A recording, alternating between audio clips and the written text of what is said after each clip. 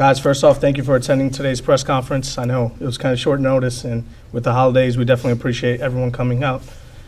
Just before we get underway, we have a couple announcements.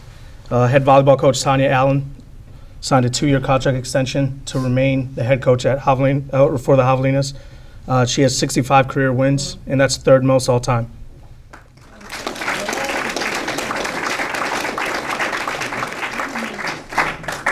Secondly, the 2015 football posters are actually to the back right. You guys can all pick them up if you want to, along with opponent records. The season begins September 5th at 7 p.m. at Incarnate Word, and the Javelinas are 3-0 all-time against Incarnate Word.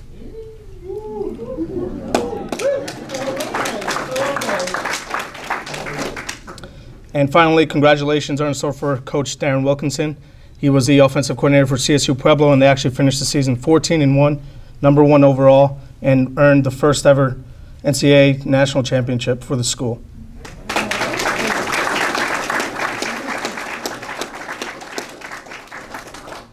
And now introduce Vice President for Intercollegiate Athletics and Campus Recreation, Scott Gines.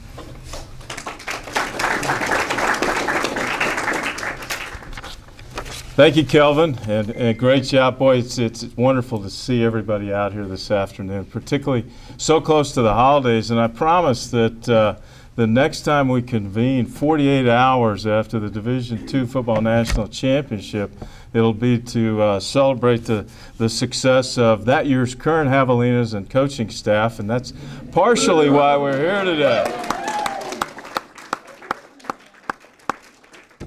Well, this is a special day, and it's actually the beginning. It's the beginning of a new era, and we called you together so that you would have an upfront and impersonal opportunity to not only meet, but to get to know our newest member of the Javelina athletic family, and it truly is an amazing and special family, so many of which are in attendance here this afternoon. Head coach Daren Wilkinson. Over the past 60 days, and that's with the assistance of Parker Executive Search and an all-star 7-member screening committee, we look for a few things. And I'll give you those things just real briefly because I think it frames the profile of the type of individual, the type of leader that we were looking for. We were looking for an experienced coach who also had very strong Division II ties. We were looking for someone who had a great track record in player development and graduation success. We were looking for a sophisticated recruiter. And we were looking for an adaptive leader who also has successful rebuilding experiences and a very deep and affectionate heart for community. And this community is legendary in terms of being filled with a bunch of hardworking, hospitable folks who absolutely positively love Javelina athletics. Ladies and gentlemen, we found that man, that leader, in Daren Wilkinson. And I want to share just a couple quick things before I bring Daren up. In early December, that 7-member screening committee met for 2 very long days in Houston. And I want to share comments made by 5 of those 7 members following Coach Wilkinson's 90-minute interview. Extremely impressed. This guy blew the field away from me. This guy's beating the best in the Lone Star Conference. He's not a risk. This guy jumped to number 1 for me. He did the best job. And my favorite, although they all are wonderful, I see the potential superstar in him. More often than not, passion is what makes the difference in choosing the right leader. And, you know, we can look at credentials, we can look at intelligence, we can look at body of work. And when we do that, we do so knowing that there are a lot of unknown factors that go into whether a head coach succeeds or fails. But Daren's passion for this job at this place and at this time in history burned brighter than all the others. A leader's job is really to show people the future, and we have several head coaches in this room that have done that and done that extraordinarily well. And Daren demonstrated that to us over the period of a couple days and also on his campus interview with infectious passion and a very genuine personality, which I'm confident you will be drawn to almost immediately. But before I bring Daren up and introduce to you the 10th Javelina head football coach. Where's Mayor Fugate? Right there. Mayor Fugate has a gift he would like to give to you. So I'm adapting from my scripts. Darren, it's good to see you again. I recognize you on Yes. TV. Yeah, there you go. Well, we won't go into that. But on behalf of the city of Kingsville and certainly the mayor's office, I really want to welcome you and your family to Kingsville. We're really honored to have you as our 10th coach. This is a football country, and you'll get the backing of this entire community. I promise you that. And I'm going to tell you this one thing. I served on the committee, as you well know, and you were my pick. Now, when my wife learned that I was going to be on that committee, she said, "Are you crazy or what? If this guy doesn't win, they're going to run you out of town on a rail." You shouldn't have told him that. You should have told him that. My whole political career depends on you. No pressure. There No we go. pressure. There you go. But on behalf of the city of Kingsville, I want to present you with the key to the city. You're welcome. Appreciate it. Thank you. Enjoy it.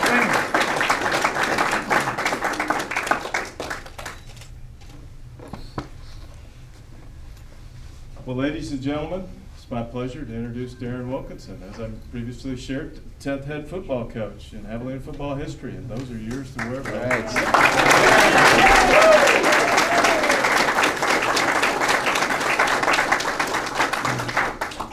All right.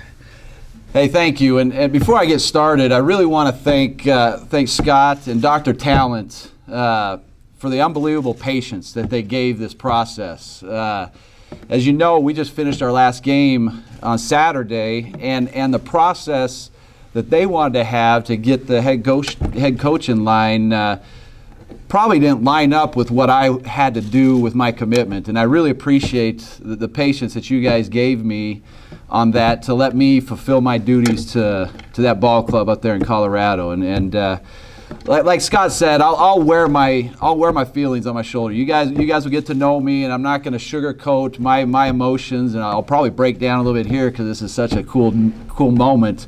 But I want to let you know real quick before I take questions just what I am going to be and what this program is going to be. I've learned in 2 years up at CSU Pueblo. I've coached for 17 years now in college football. And I've learned more at CSU Pueblo than probably the 15 years prior to that in terms of what it takes to win football games. I've been an offensive coach all my life. I was a quarterback and had a career doing that, and I've coached quarterbacks all my life, and so I've obviously kind of been drawn to throwing the football and moving the football, but I've learned in 2 years what it really takes to win football games. And as I've researched this job, and just let me get back a little bit, how excited I am about this job.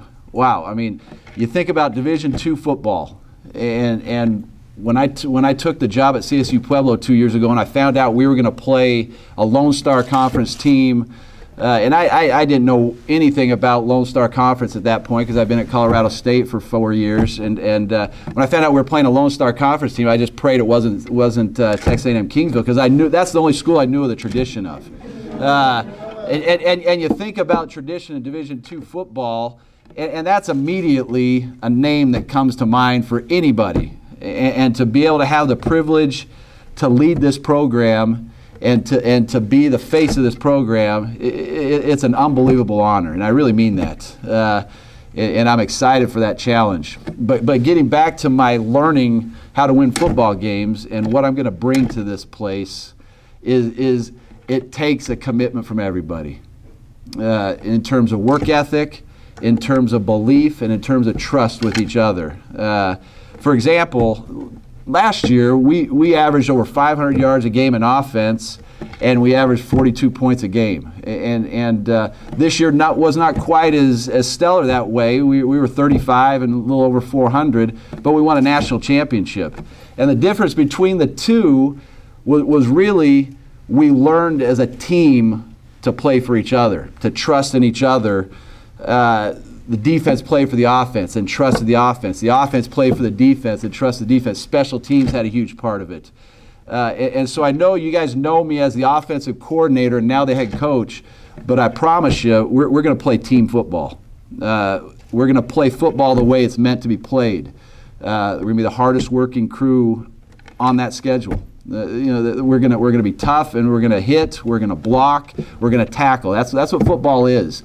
And I mentioned to the committee that the word I like to use is it's real football. Too many times these days now there's the ball's being thrown every snap, and the run game is not a factor, and defense isn't talked about, particularly in this conference.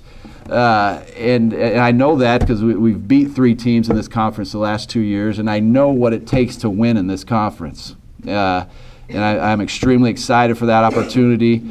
The thing I also want to talk about is too often in college athletics, we don't focus on the student side of the athlete. And that's very important. You look across the board, teams that win championships, and there's a direct correlation to what they're doing in the classroom with what they're doing on the field in terms of the work ethic and the effort and the passion they put into things. And that's going to be part of the program.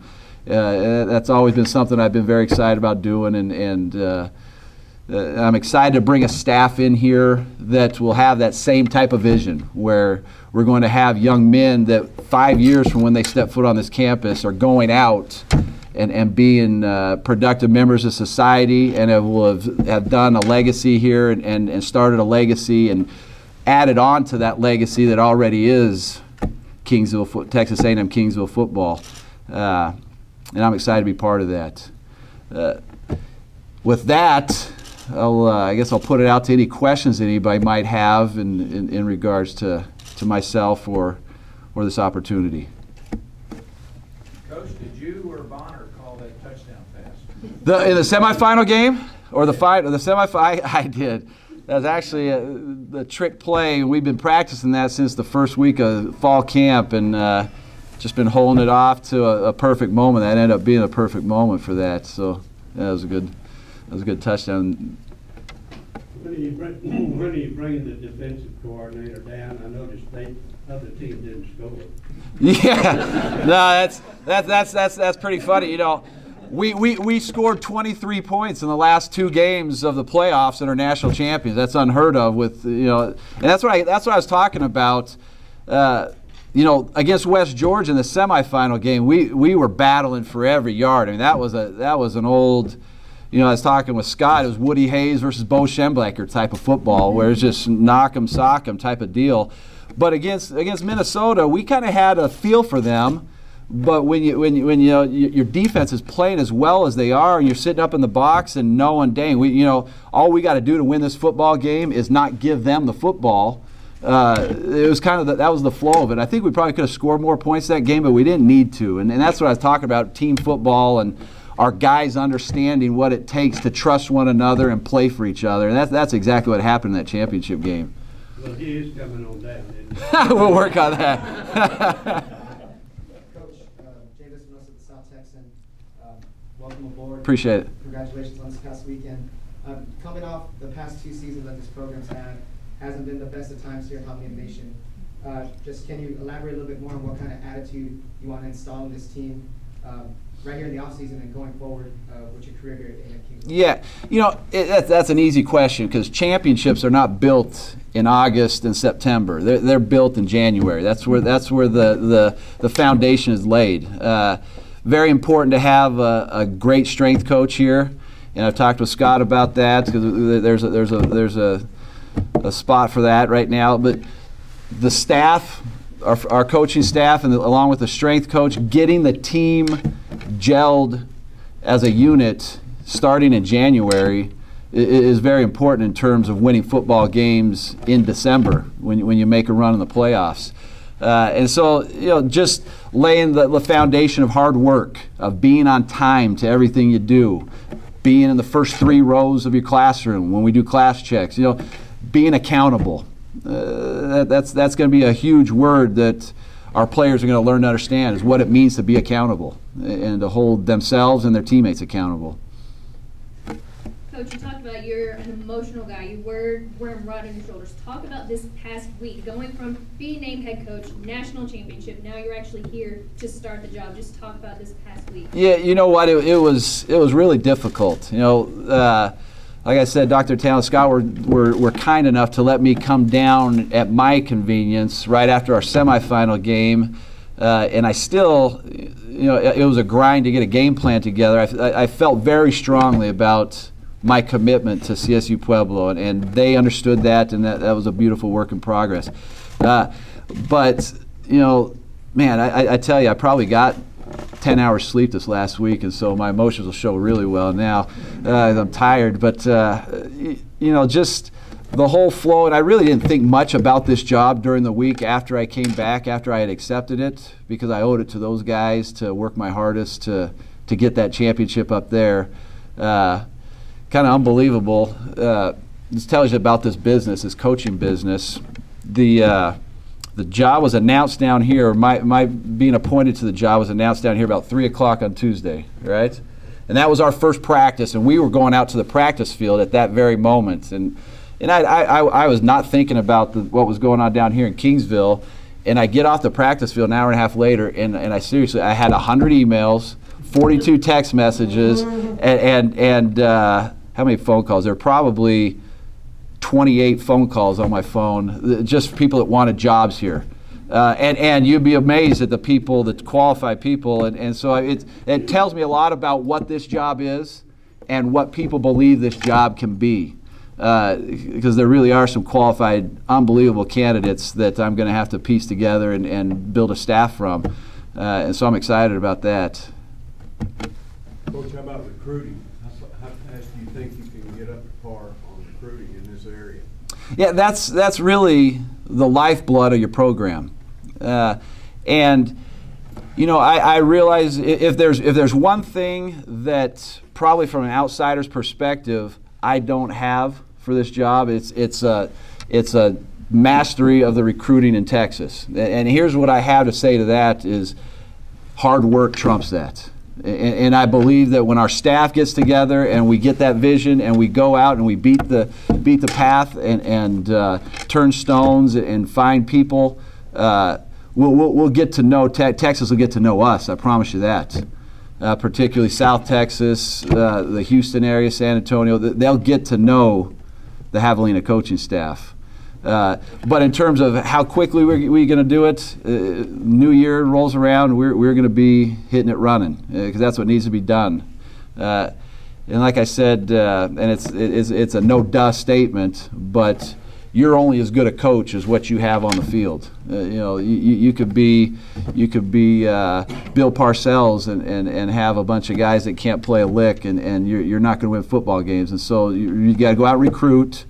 And the trick about Division II football in recruiting is there's a lot of stones that need to be turned over. There's a lot of diamonds out there that nobody really recognizes right now, and it's a matter of projecting where they can play in your system, and more than anything, it's a matter of finding what type of guy that person is. You know, asking janitors what this kid's all about, asking classmates what this kid's all about. You got to do your research, and I'm excited to do that.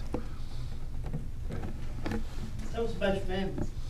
My family, very important people to me, obviously. They are, is this thing going to be on TV anywhere? If it is, they found it, I promise. They're more tech savvy than I am, my oldest daughter especially. But I've got a wife who I've been married to for be 21 years. It actually, she's going to punch me now. It was 21 years, December 18th. So, been married 21 years, and we've got a daughter that's 17 that's about to graduate from high school. We got a 13-year-old daughter and then a 10-year-old boy, and they're very excited to come down here. The one thing I've got to look for that's like the only thing on the checklist, I've got to find a house with a pool. So anybody have a house with a pool that is coming up, I got to talk to you.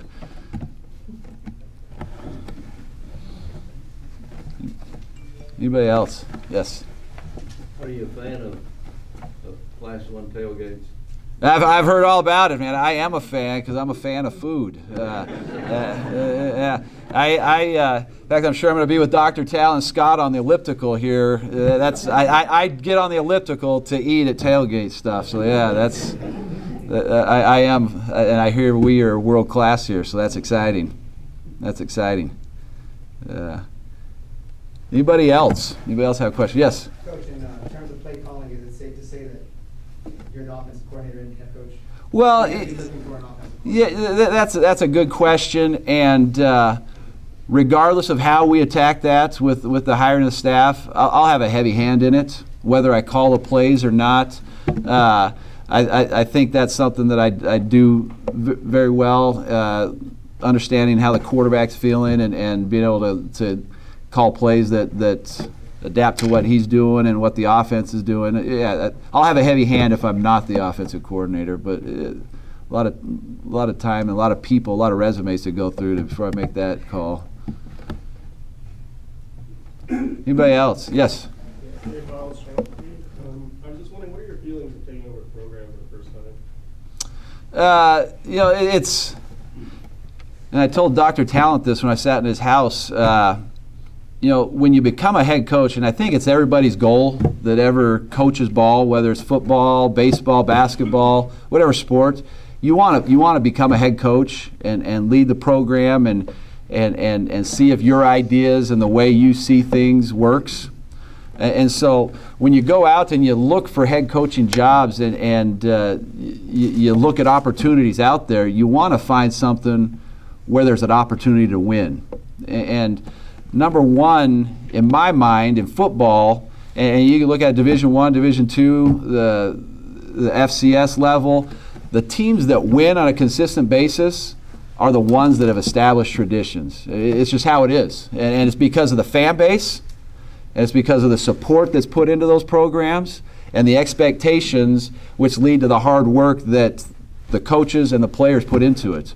And at the Division II level, there's not a more storied program than Texas A&M Kingsville.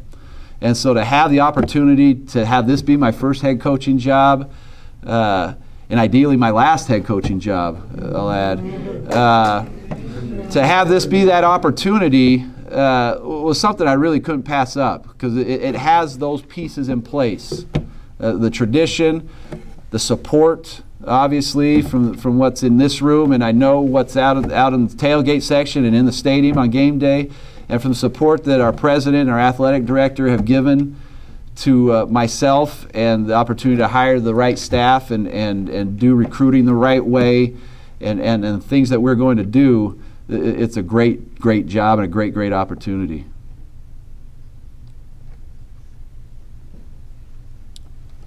Anybody else?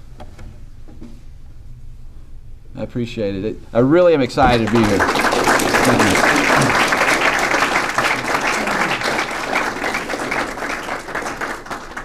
you. Just a couple more quick notes. The national stats came out this morning, and CSU Pueblo finished 18th in the country in touchdowns. Last season they finished 7th in the country with 39. So moving forward, September 5th again is the season opener, 7 p.m. at Incarnate Word. The home opener is September 12th at 7 p.m. here against Missouri S&T.